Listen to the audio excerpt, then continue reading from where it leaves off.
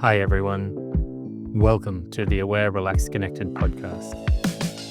Join me as we explore approaches and orientations towards cultivating the physical body, the internal landscapes, the mind, and our relationship with reality as a whole. I'm your host, Craig Mallet. Good afternoon everyone, and welcome back to the podcast. This week is going to be an awfully fun week because I am talking about non-duality. Womp, womp, womp. Before I get stuck into that, just a little reminder that I do now have a Patreon. The address is patreon.com/aware, relaxed, connected. And on this Patreon, I am doing a practice of the week every week for the patrons. And also it's throwing up articles, and these podcasts go up there, and a bunch of other stuff as I have time. Sometimes there's some bonus videos. Sometimes there's some snippets from my book that's in the process of being written. But yeah, it's a place where you can go to support me. You can pledge whatever you like. There's a bunch of different options from $9 all the way up to, I think the highest one's $72, and it's in AUD, so it's basically peanuts. But there you can go and you can support me, and it really, really helps all of my work. And also, I just have a lot of fun making those videos for everyone, so it's a good excuse for me to do that. So head on over to Patreon to support me. With that being said, let's get on with the episode. So, the topic of non-duality. It's a rather big and deep one. Some might argue it's the very core of our reality itself. And it's a really tricky topic too, because a lot of people sort of get the idea about it and use that idea to validate a bunch of really crappy behavior and things like this. We're not at all talking about that today. And it's not something I encourage. And in fact, when you get into these practices, it's really crucial that you also keep the relative perspective. So the absolute perspective is there, it's true, but the relative perspective is also there and simultaneously true in its way. And we just need to keep that in mind when we're getting into this. So if you haven't heard of non-duality before, it's the idea that everything is non-dual, as in not two, as in everything is one. The underlying concept is that whatever you experience, it's all made up of the same stuff, of the same, I don't know, kind of same essence, really, is maybe a good word for it. And this obviously gets a bit tricky because then it's all inclusive, and then, it includes murderers and things like this, which is true, but it's not the point of the practices to validate those kind of behaviors. To get a sense of non-duality, to get a sense of the unity of what already is, we want to move towards something. And I'm going to borrow a bunch of phrases for this podcast. Most of them are from Adyashanti, because he's been the most influential non-dual teacher that I've studied his material. He doesn't really take direct students, but I've studied his material a lot and been to a few seminars with him. So yeah, he's definitely had the biggest impact. There are some other people around who are really, really nice in this space too. One of Adyashanti's students named Locke Kelly, I only recently discovered, has super clear teachings on this topic. I highly recommend his book as well. And then depending on what angle you like to come from, there is a non-dual Kabbalist named David Chaim Smith who has really, really cool and poignant material, but it's in the Kabbalistic format, so it can be a little hard if you don't know much about Kabbalah to wrap your head around. And there are other people out there too, there's non-dual people everywhere these days. You kind of throw a rock and hit one just about anywhere you go if you're in a spiritual circle. And I'm one of those, yay. So the point of non-dual is to start investigating what Adyashanti pointed to as the always and already. And these two terms give you a real clue about what you're looking for. It's always here, it's always the case, and it's already the case. So by this definition, we're not really looking for an event. We're not looking for something to happen that wasn't happening before. We're not looking for a change to occur because the nature of what we're looking for is actually changeless. It's already here, it's always here. That's never going to not be the case. So if we find something that appears out of nowhere and wasn't there before, that's not it. Keep looking. It's actually something that's not really an object to be found. It's more like an orientation we bring to our present reality, really. It's more like an investigation and an inquiry to what already is, and to get to that essential ground of what already is. So, to get there, we have to actually have a look at our reality and really lean into what's going on already. There are meditations you can do with these cues, and if you want to do them, again, jump on my Patreon. I just posted one the same week of the recording. I think it's the 5th of May, 25. If you want to go dig that one up from the Practices of the Week archives, and you'll get a guided meditation version of what I'm about to talk about. But for now, we'll just keep it conversational. So the first idea is to really look at our reality. What's going on in reality? What's actually here? And if we get into a really direct frame, this can be super useful for this. So, directly speaking, at the moment, as I'm recording this, I have a perception of smell, of I'm tasting something. I have a perception of my body sitting here in the chair with whatever's going on inside my body. Maybe there's aches and pains, or maybe it feels really good, or maybe you can feel muscles working or circulation or whatever, energy and stuff. And within that, you've also got spatial awareness and all of these other kind of things that you feel. And then there's whatever I'm hearing, and then whatever I'm seeing, and finally the everything else, right? All that's going on in the mind. So I can visualize stuff in my mind, I can think stuff, I can have ideas and concepts held in the mind. All of this is happening right now, which is great. It's a good start. This is kind of what non-duality is about, connecting to what's going on. What we start to see with this direct perception is when we're direct, ideas aren't there to be kind of run away from or suppressed or whatever, so they're not there, but rather that we're going to see them more directly rather than looking towards what the idea is pointing at. So, a silly example here, if I have an idea pop into my head now that Craig is a horrible person and probably shouldn't be talking about this because he's a noob or whatever, something like this, that I'm sure everyone's had some version of this. If that idea appears, the reality is that it appeared. It appeared in my head. There was a perception of the idea and a registering of the meaning of the idea, but it doesn't mean that the meaning is true, right?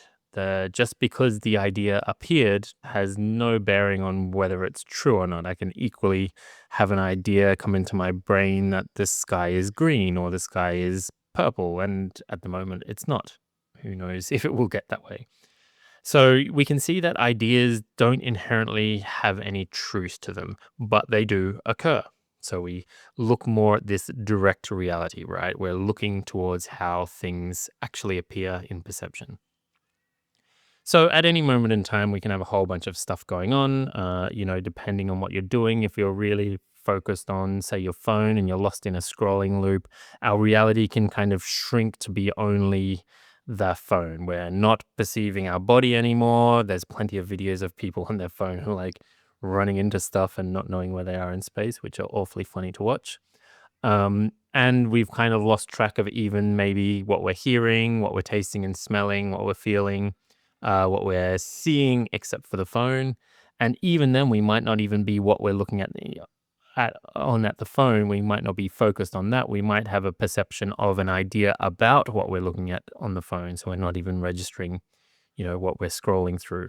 So then we kind of get lost in the present, but in a particular aspect of the present, which is, kind of shrunk down on this one particular perception.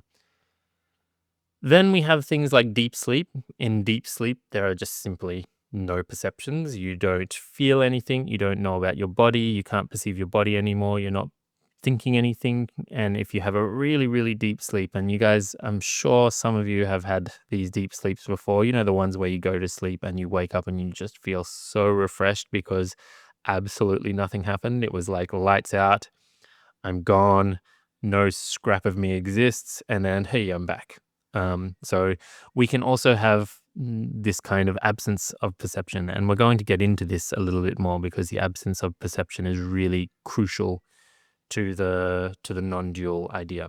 But before we get there, yes, all of that stuff that I just talked about, whether there's an absence of perception or a presence of perception, whether I'm unconscious and lost on my phone or conscious and really clear, all of that are perceptions, events that kind of happen within my field of perception.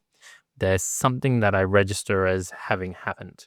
So these perceptions, they get registered, right? Some part of us, which I will call for now awareness. Some people call it consciousness, but I don't like that term because for me, consciousness and unconsciousness are both registered by awareness. Some part of me, when I'm in this kind of deeply unconscious, checked out state, some part of me knows and registers that that has happened because when I come out of it, I know it's happened. Same with the deep sleep. There's some part of my awareness that registers that nothing's going on.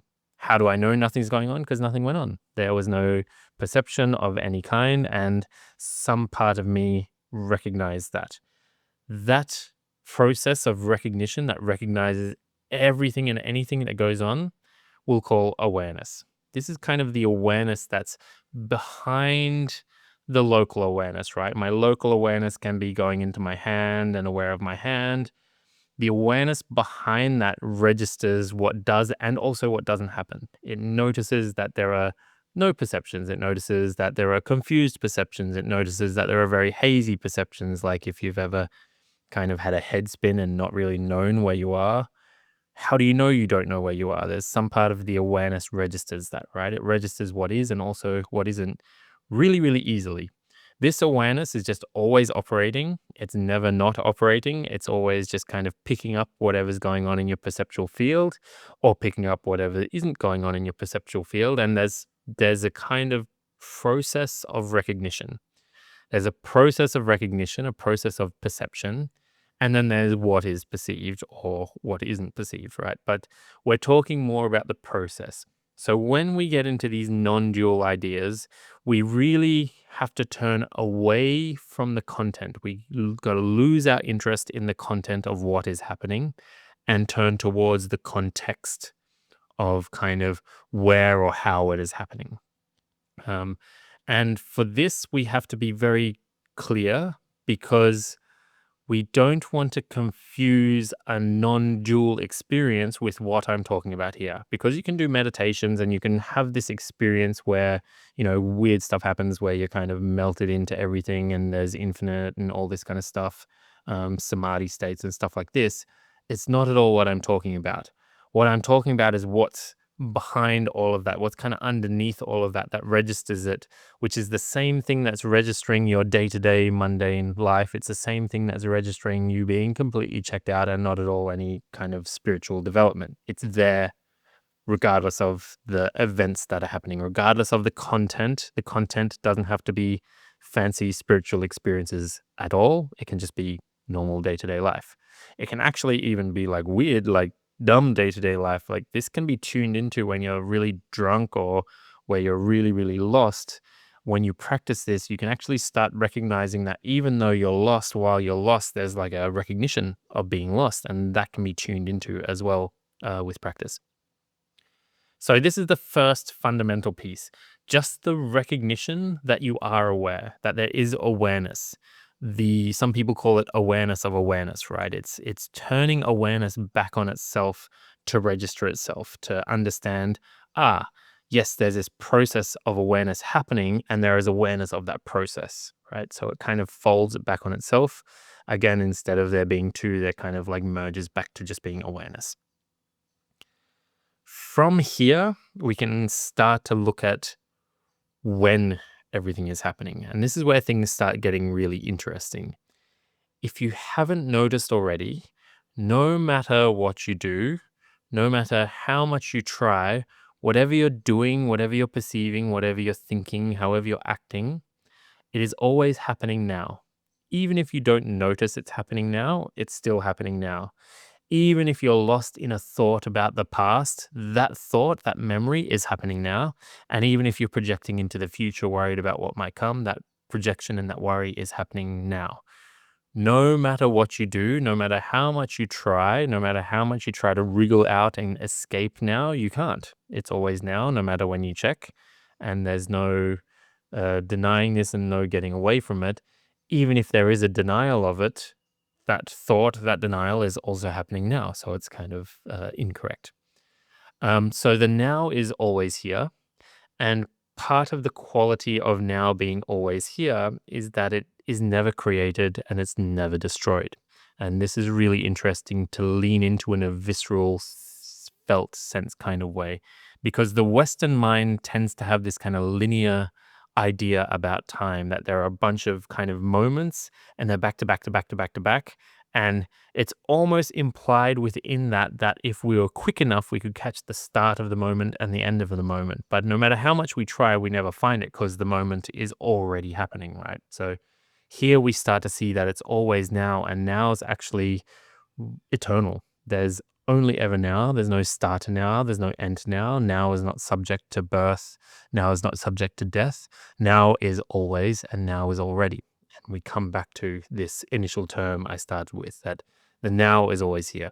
So you can start to lean into the now and feel the presence of now.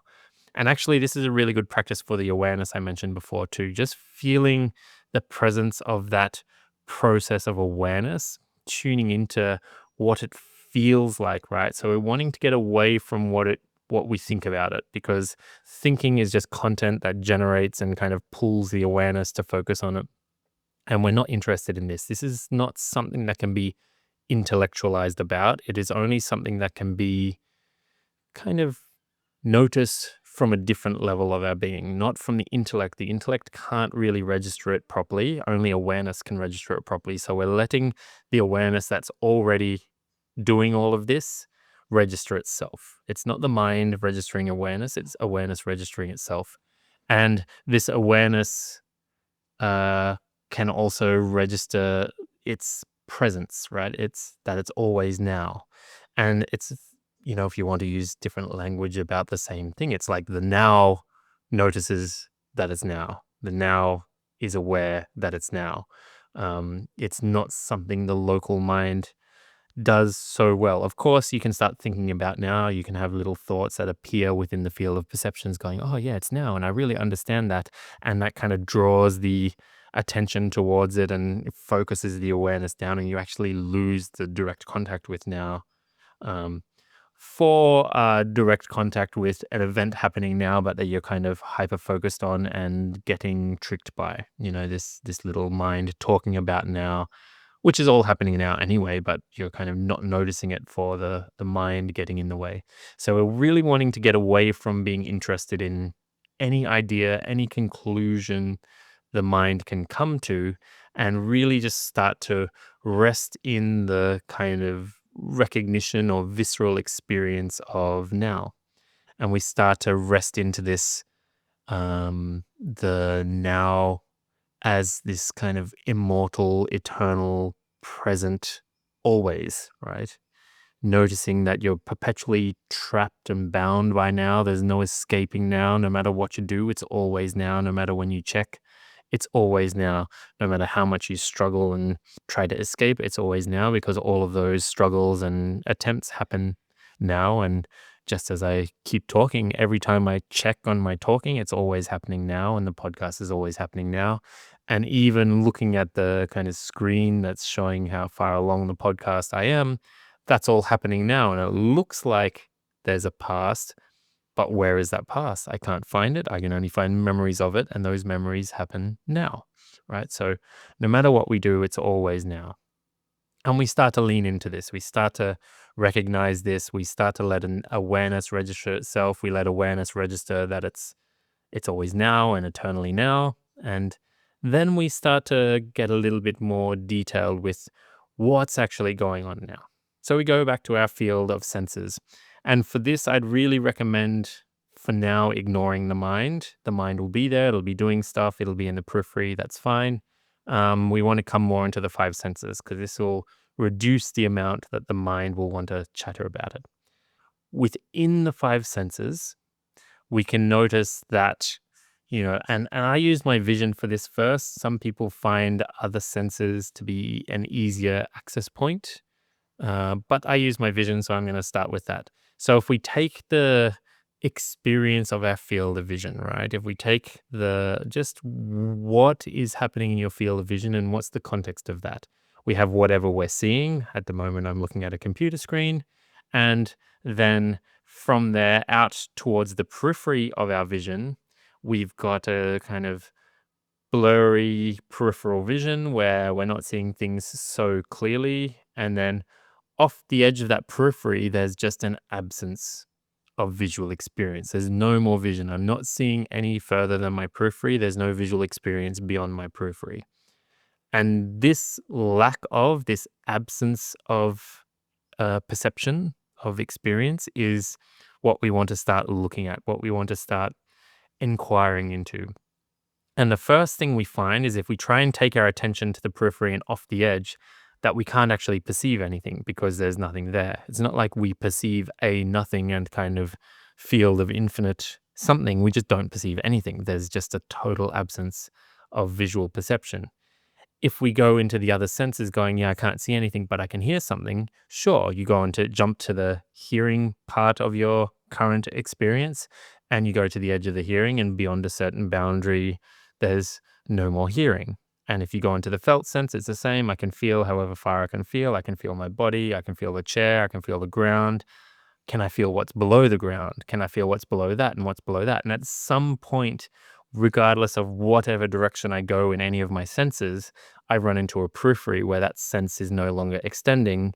And beyond that periphery, there's just an absence of that sense. So we start to recognize the absence, not because we directly perceive it, but rather because we're not perceiving stuff, right? It's recognized by its lack, not by what it is. And we want to notice something very interesting, that if we try to take our attention off the edge of the periphery, typically it'll jump into the mind, and the mind will start abstracting about what infinite or what nothing looks like or what it is conceptually. It might start talking to itself about nothingness or void or emptiness or any of these words used to label nothing. But that inherently isn't the nothing. That's now content. It's now a production of the mind that is within the field of perception. And even if the mind starts visualizing like never-ending white, like in the Matrix, or never-ending black or gray or static or whatever the experience might be, or even if you drop into an actual experience of visceral never-endingness, that is still none of those experiences are the nothing because they're perceivable. By the nature of them being perceivable, they're not nothing. So we're wanting to come always back to this nothingness that's kind of the womb within which everything happens. Because if we start to tune into this and register this nothingness that's at the periphery of all my senses, then I start to see it's always there. It's never not there. And we come back to this always and already, and that it's kind of infinite. Nothing extends far, doesn't make sense, but nothing extends infinitely far on every single side, right? But there's no way of measuring the nothing and how far it goes. It's just, there's no more somethings further off into that nothing. There's no more kind of holes where reality is seeing itself a bit further on. There's like a gap of nothing and then another something. This doesn't happen. It's just nothing. There's no more. And that nothing is on all sides, all around us. So what we want to do is start to tune into the recognition of this nothing. And to do that, you kind of just got to look at where the somethings end. So go to the periphery of your vision, that perceptual experience. Go to the periphery of your sound, go to the periphery of your feelings, go to the periphery of your smell and your taste, and just hang out there and notice that it doesn't continue. Notice that there's no more sound, there's no more vision after a certain point off the edge of this periphery. Now, if we start looking at these experiences not as like five separate experiences, but rather all as one thing kind of overlaid on top of each other, then we start to get to like the lump of senses that give us our impression of the physical world, right? There's whatever you're seeing, hearing, smelling, tasting, touching that makes up the kind of manifest world. Then you've got everything going on in the mind, all the events in the mind, which we might call like the young aspect, the non-manifest part of our present reality. Um, and all of that, all of the perceivable, whatever's going on, whatever shape it's taken, can be considered what the Taoists call the 10,000 things. It's just everything that's going on. And it takes lots of different shapes. And depending on your life and your perspective, you'll be seeing some things other people aren't seeing, and vice versa. I'm definitely perceiving stuff you guys aren't perceiving. And always, whatever's going on off the edge of this experience, there's nothing. There's no more experience. This void is always there. It's already there. It has no quality. It has no quantity. It can't be measured. You can't assail it. You can't somehow get into it. There's just nothing to do about it except notice that it's always there and already there. And even when you lose track of it and don't notice, it's still there, right? It doesn't require a particular event to happen to be there. It's no matter when you check, kind of like now. I'm still checking. Oh, it's still now. And no matter when you check, this nothingness also is always and already there. And so we start to see that the awareness, the time aspect, the now, and the kind of location aspect, the where, are all almost the same thing. Maybe you could even consider them the same thing, that this nothing is the now within which all the perceptions happen. This inherently still nothing that has no movement to it whatsoever, because as soon as movement registers, it's obviously something. So it has no movement. It's got this kind of stillness aspect to it. And it's there, whatever's going on. It's always now. There's always awareness, and that awareness always is kind of nothingness. So when I confronted Adyashanti with this, what I'm explaining now to you, or part of it at least, he said something very interesting to me. He said, that nothing is, have you noticed that nothing is self-aware? That nothing is the source of awareness. That nothing is where awareness seemingly emanates from, but it's not really accurate to say that something is emanating from nothing. Or maybe it is. Well, yeah. The nothing isn't an object, right? It's not something there generating anything. It's just pure nothingness. So it's not perceivable, but it's always there. It's infinite. It's never born. It never dies, and so on.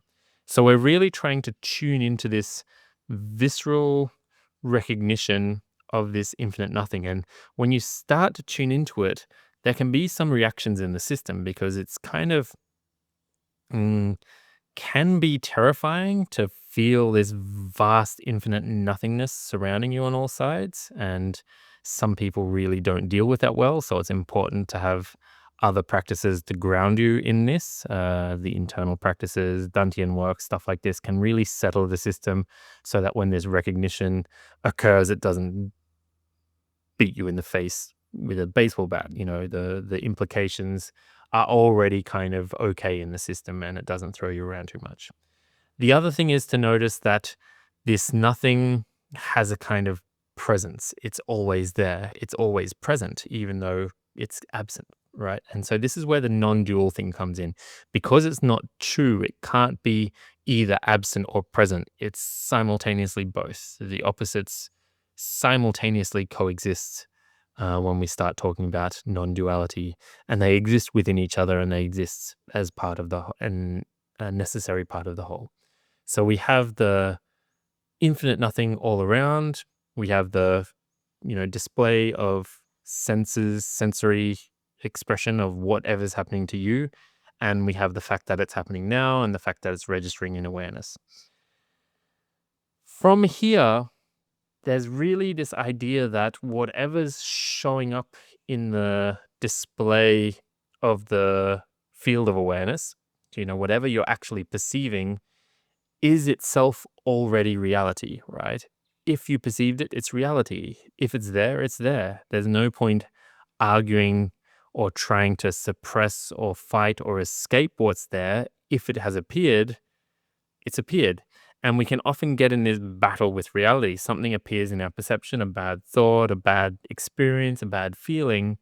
And we have this attitude like, well, that shouldn't be there. And then it is there, but we go, but it shouldn't be there, but it is, but it shouldn't, but it is, but it shouldn't be there. And we just build this argument with reality that, of course, is going to be a pointless argument because it's something that will never ever be resolved.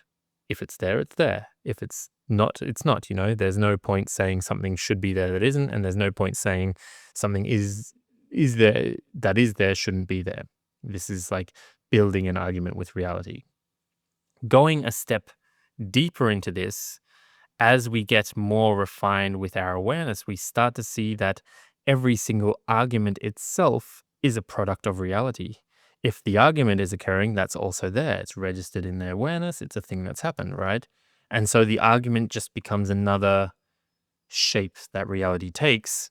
And the more we have this direct connection to reality and the more the argument with reality has ceased, the more reality can take any and every shape, including arguing with itself if it wants to do that, which, these days it seems like it really does want to argue with itself a lot, whether that's appearing as two people having an argument or whether that's an internal monologue kind of arguing with itself. It's still, all of it is still reality. And so there it's just one aspect of reality having a go at the other, another aspect of reality, which has a kind of humor in it from the perspective of united awareness, right? It's just the weirdest thing to watch reality pretend and fight with itself. And this now comes around to a few fundamental things. The biggest one is, who am I in all of this, right? We have this feeling that the sense of me, the sense of I, is constant. You feel the same now, the same you, as when you were 5 years old, even though everything has changed. No matter what point in your life you check, it always feels like you experiencing it, right? There's not any other person experiencing it. And even if it feels like an alien experience, like, you feel like you've been possessed by some entity or you don't feel yourself, who's not feeling yourself? It's like, well, I don't feel myself. We refer to this me that's always there, feeling all the different things, having all the changes that happen in our life, whether they're good or bad. And we refer to this me every single day. We talk about it all the time. But when we go looking for it, well, where is it? We kind of, the Western mind seems to have this impression way in the back somewhere that there's a little me avatar. And maybe every mind does. I don't know. Other cultures may have this more prominent or less. But there's this little me avatar that's not only perceiving reality, perceiving the field of perceptions, but almost responsible for generating it. And particularly when we talk about ideas, right? We talk about my idea. I had this thought, I had that thought, as if we generate our own thoughts and they don't just appear out of thin air. If we start paying attention, and you can try this really easy, if you're the one generating the thoughts, just stop generating them and don't have a thought ever again. Doesn't work, thoughts just keep appearing because they're not ours to generate. And thoughts appear and they're registered in awareness and they appear in a kind of coherent order sometimes and not in other times. And they might show up with a fantastic idea that's, going to change the world, or maybe they'll show up just being the same old boring nonsense every single day, day in and day out. It's mostly irrelevant. What we're looking to here is who's having the thought, who's perceiving the thought, where is the thought happening, what's the source of the thought.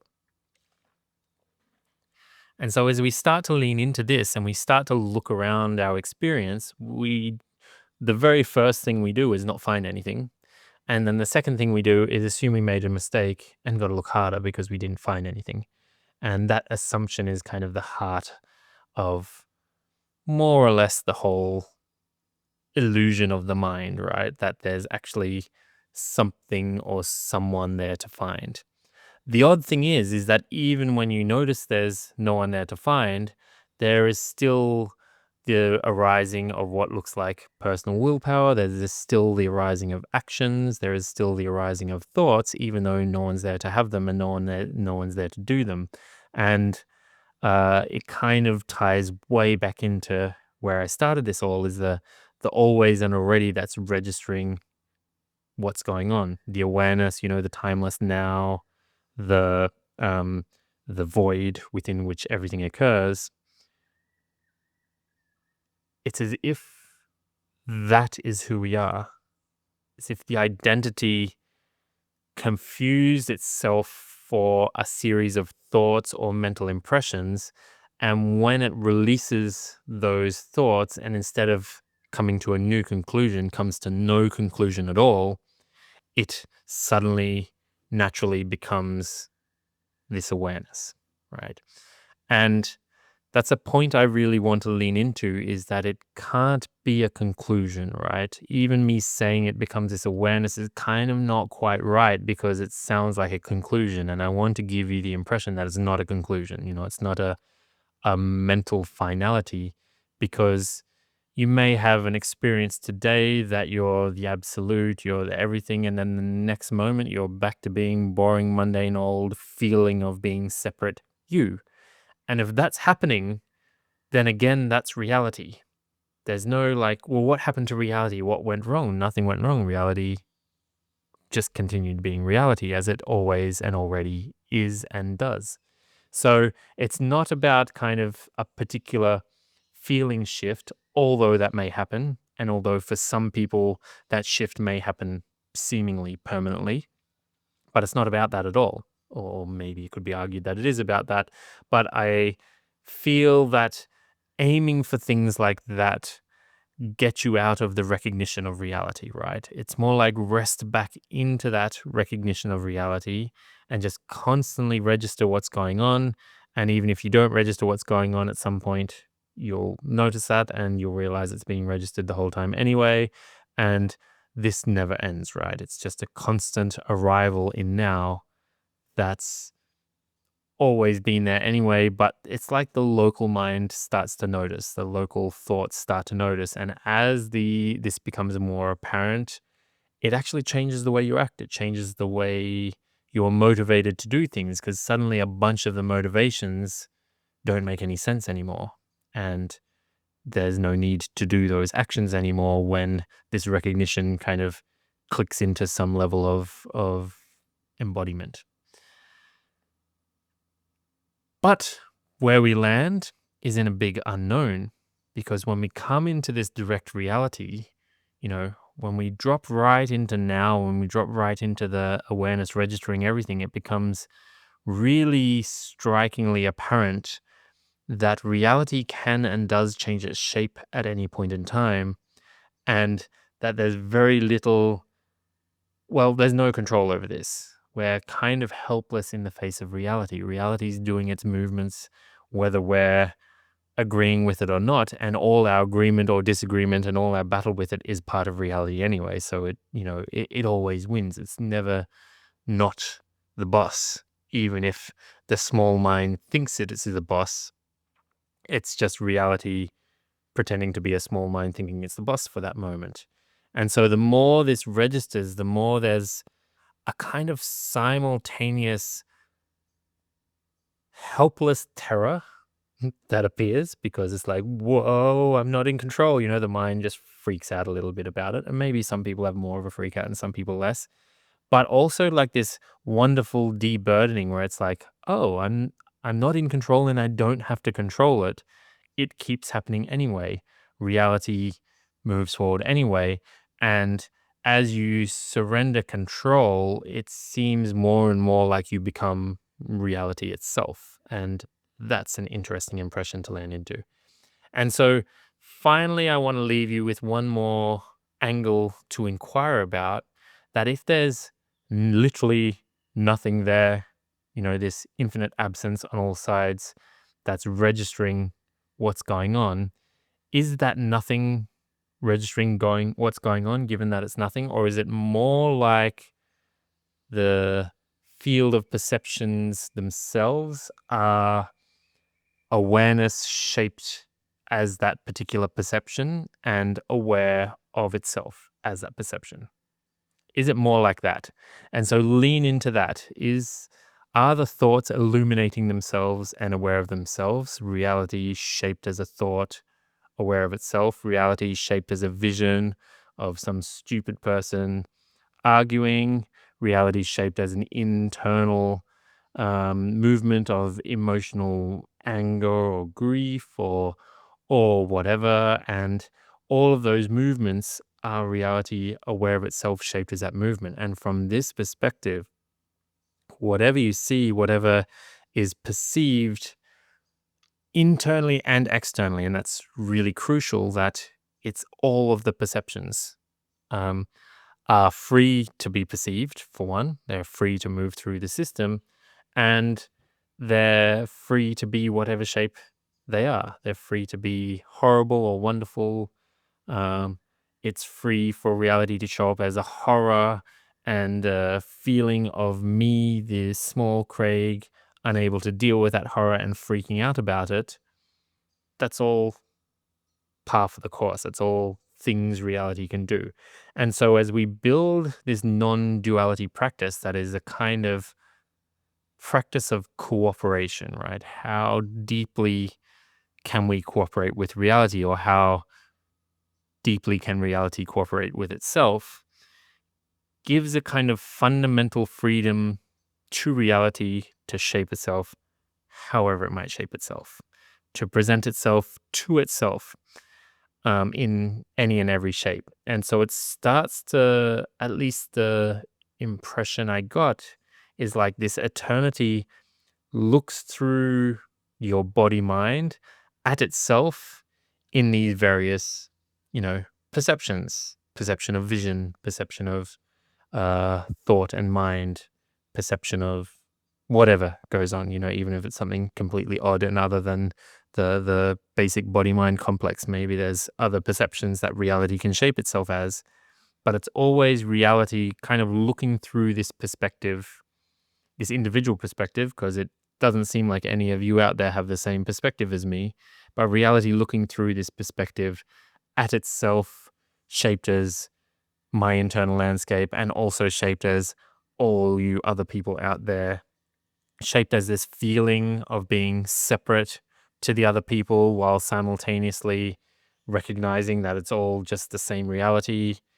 There's just paradox upon paradox upon paradox. And from this perspective, it's just a perpetual present unknown that's inherently still. It's never not been now, and this now is really still. And on this stillness, the stillness kind of moves. The stillness kind of shapes itself as your perceptions, as your ideas, as your thoughts. And when it recognizes itself shaped as them, then there's this kind of everything's okay, right? Reality is just being reality. And there's a reverence that starts to arise. Reality really has this kind of compassionate resonance for itself in all its shapes, all its wonderful and horrible shapes. It's like, whoa, all of that is life, is reality, is what's necessary for all of this reality to exist and appear to itself in this form. Um, and there's no way that reality would choose for it to be any other way. It's just got a deep, reverent longing and loving for itself, whatever shape it takes, which becomes quite apparent as you settle down into this recognition. And maybe it stops being apparent at some point as we get really lost in a thought train or in a perception or, scrolling on our phone or whatever. And then the moment we tune back into the eternal now and all the details that go with the eternal now, the awareness and the void and everything, that suddenly, oh yeah, it's still okay. It becomes apparent again. And it becomes apparent that it's always been okay. And it becomes apparent that this kind of reverence that life has for itself has always been there. And that constant recognition will certainly have relative ramifications. It will certainly, the deeper that recognition goes, it'll kind of transform your relationship with yourself, with the people around you, with your life, with your perceptions themselves, right?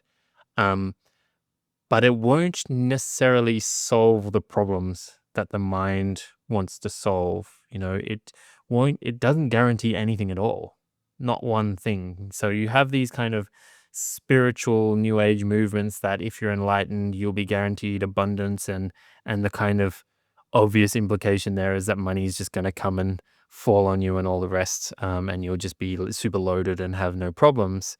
It's not that at all from what I've experienced. It's more like reality is totally okay with itself, even if it's in the middle of the biggest shit show that you've ever witnessed, right? Even if it's a meltdown, even if it's just something absolutely horrible going down, it's all reality. And if reality recognizes itself in that moment, um, then there's this, despite the struggle, despite the issue, there's this eternal sense behind it, this eternal okayness that becomes apparent and starts to diffuse through everything in a way that it's like, oh, it was already like that. It was already like that. And it just becomes kind of noticed by the local mind, the local awareness. Um, and so one of the things David Haim Smith said that was really poignant for me was that it makes no difference to reality whether you're awake or asleep. Reality will continue being reality, right? Whether you recognize it or not, it's neither here nor there to reality. Reality will happily shape itself as someone not recognizing it and, crashing their life into the ground, without effort at all. It will do this. Um, so it's really for the individual perspective to wake up to reality so that that individual perspective can be impacted by that recognition, and that recognition can then impact everything, every aspect of reality that comes in contact with it, meaning all the other people you ever meet and so on and so forth, all the places you go and the things you see. Um, and despite all of that recognition, it may still show up, at least it shows up for me, as still a feeling of Craig here now, struggling with some things. Then, the struggle appears and disappears. Um, apparent problems to solve that from that perspective are not problems at all, but they're still there, and there's still a kind of movements to resolve them, you know, deepening of practice to do, and on and on and on it goes. But it's becoming more and more clear that it's going nowhere. It's just turning back on itself and recognizing itself in a perpetually new shape, a shape that hasn't arisen before. And there's nowhere to go except for right here, and nothing to see and nothing to do except for whatever we're seeing and doing right now. And there's nothing to think about except for whatever thoughts are arriving in our head. And so we have this kind of full circle with non-duality. You've got the Orvis, the snake that eats its own tail. That kind of gives a sense of this, that we just end up back where we were anyway, navigating life, and nothing's changed. But at the same time, everything's changed because the perspective of it is totally different, despite the content being seemingly the same.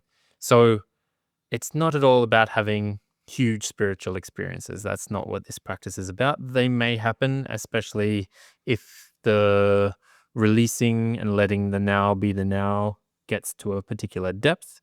But even if it doesn't get to that depth, then if it's unable to release at that point in time, it's unable to release, and that's reality. And you better get on the same page as that, right? It comes back to this cooperation with what's always and already happening. So I hope that resonated, that made sense with the people listening to this. Again, if you want a more guided meditative version of this talk, just jump on my Patreon. I just posted one on the 5th of May, 25, that you can hit play and follow along as a kind of meditation. But this non-dual perspective is not at all about practice, right? Practice is just one way that reality shows up. It also shows up as sitting here recording a podcast. It also shows up as, making dinner and doing chores and difficult conversations with people and, stupid politicians making insane decisions and all of this, it's all part of the play of reality. And we're really wanting to get really intimate with reality, really, cooperating deeply, willing to pay attention and be aware with what's going on, and at the same time deeply accepting of when things don't go perfect, when the attention doesn't saturate through and through and through and I don't have the big awakening that I thought I was going to have. Then that's also the reality, right? And kind of leaning back into it over and over again. This is reality. This is reality. It's still reality. It's still now. Whatever's happening, there's still awareness. It's still now. It never ends. And so the point is not to arrive at some finish line, some final moment, but to just be in harmony with the perpetually unfolding now. That went hopefully as good as I felt it went. Please do write in or leave me a message or a comment about this and how it impacts you. I'll throw some of the resources I mentioned at the start of the podcast, some of the people I talked about in the books and things in the show notes so you can get your hands on them if this topic interests you. And of course, reality being reality, some people are just going to be so uninterested in this and they're just going to go off doing whatever they do. And that's how reality is going to shape itself. So, don't be too stressed if your friends don't get into it, but you're having a big, reorganization of how you recognize life. Just remember that whatever they're doing is also reality appearing as them doing that thing. It's all good. I think I'll leave it there. I hope you enjoyed that, and please enjoy the rest of your week. And I look forward to coming back in the next week or two with some other topic. Maybe we'll go deeper into this topic, or maybe we'll just change tack completely and do something decidedly non-spiritual, like rehabbing joints or something like this. Have a nice week, and I'll catch you soon.